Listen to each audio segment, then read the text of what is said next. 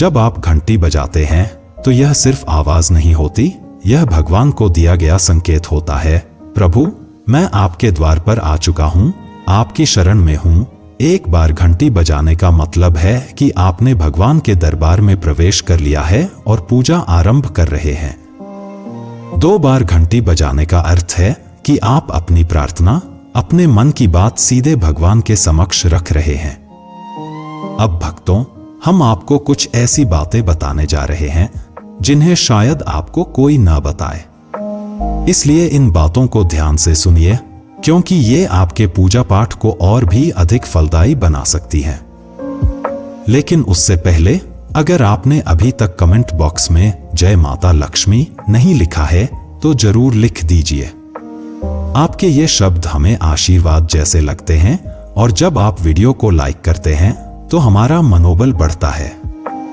यही उत्साह हमें आपके लिए और भी मूल्यवान और आध्यात्मिक जानकारी लाने की प्रेरणा देता है। अब आइए जानते हैं पूजा मंदिर के कुछ आवश्यक नियम। पूजा करते समय आपका मुख हमेशा पूर्व दिशा की ओर होना चाहिए। यह दिशा सबसे शुभ मानी जाती है क्योंकि यहाँ से सूरज की पहली किरण आती है जो सकारात्मक ऊर्जा से भरी होती है।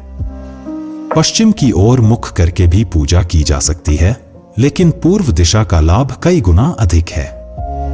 घर की सीढ़ियों के पास पूजा घर बनाना अशुभ माना गया है क्योंकि वहां नकारात्मक ऊर्जा का प्रवाह अधिक होता है।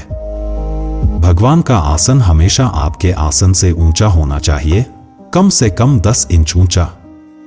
भगवान की प्रतिमा को सीधे जमीन पर रखना अशुभ माना जाता है। ऊंचा आसन पूजा स्थल में सकारात्मकता और ऊर्जावान माहौल बनाए रखता है। पूजा करते समय हमेशा चटाई या आसन पर बैठें। यह न केवल आरामदायक है बल्कि ध्यान और श्रद्धा को भी स्थिर रखता है। ध्यान दें कि आपका आसन भगवान के आसन से ऊंचा न हो, इससे भगवान के प्रति आदर और विनम्रता बनी रहती है।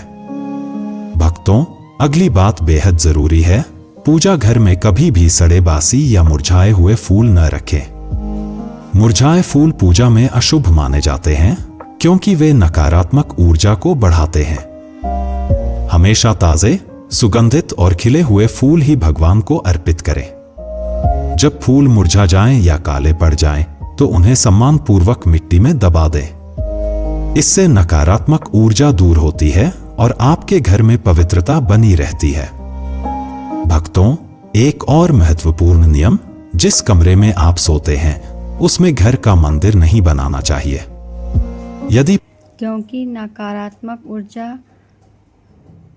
वहाँ पे उपस्थित होती है, इसीलिए हमें रात को मंदिर में पर्दा भी लगा देना चाहिए, क्योंकि पर्दा लगाने से नकारात्मक ऊर्जा मंदिर में प्रवेश नहीं करती और भगवान को विश्राम करने में आसानी होती है। इसीलिए हमें मंदिर में पर्दा अवश्य लगाना चाहिए और दीप दान करने के बाद हमें उसे एक दाईं ओर कोने में रख देना चाहिए, क्योंकि रात में वह सुरक्षित रहेगी वहाँ पर और मंदिर में रखी वस्तुएं भी सुरक्षित रहेंगी।